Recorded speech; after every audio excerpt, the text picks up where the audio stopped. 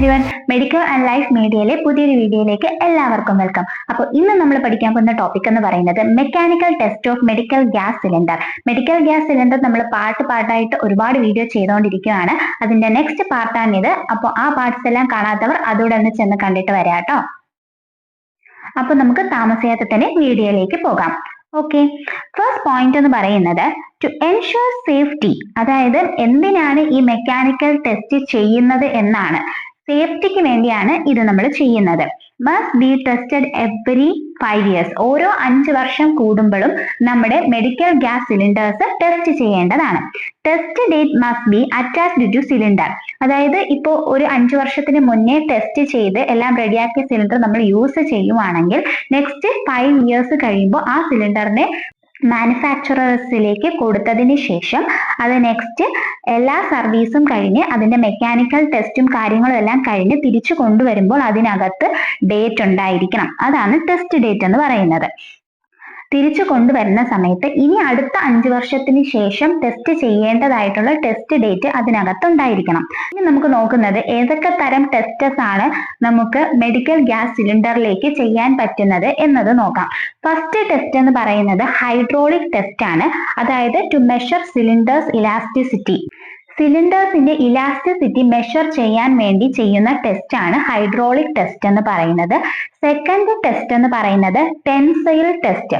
അതായത് done in 1 out of 100 cylinder. 100 സിലിണ്ടറിൽ ഒരു സിലിണ്ടറിൽ മാത്രമേ ടെൻസൈൽ ടെസ്റ്റ് ചെയ്യുകയുള്ളൂ. The yield point should not be less than 15 tons per square inch. ഇതിന്റെ yield point ഒരിക്കലും 15 tons per square inchൽ താഴാൻ പാടില്ല. ഇനി അടുത്ത നമ്മൾ ചെയ്യാൻ പോകുന്ന ടെസ്റ്റ് എന്ന് പറയുന്നത് ഫ്ലാറ്റനിങ് ടെസ്റ്റ് ആണ്. അതായത് to ensure the thickness of cylinder wall. സിലിണ്ടറിന്റെ വോളിന്റെ ഒക്കെ തിക്നെസ് എൻഷുർ ചെയ്യാൻ വേണ്ടിയിട്ടുള്ള ടെസ്റ്റ് ആണ് flattening test. The next test എന്ന് പറയുന്നത് ഇമ്പാക്ട് ടെസ്റ്റ്. അതായത് find energy produced crack the cylinder. ഇത് നമ്മൾ സിലിണ്ടറിനെ ക്രാക്ക് ചെയ്തുകൊണ്ടാണ് ടെസ്റ്റ് ചെയ്യുന്നത്.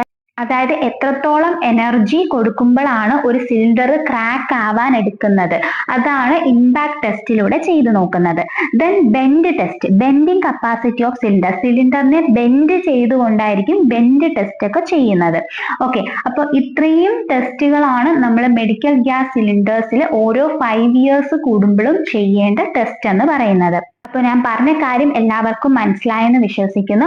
എന്തെങ്കിലും ഡൗട്ട്സ് ഇതിലുണ്ടെങ്കിൽ കമന്റ് സെക്ഷനിൽ ചോദിക്കാവുന്നതാണ്. നിങ്ങൾക്ക് എന്തായാലും ഞാൻ റിപ്ലൈ തരുന്നതായിരിക്കും.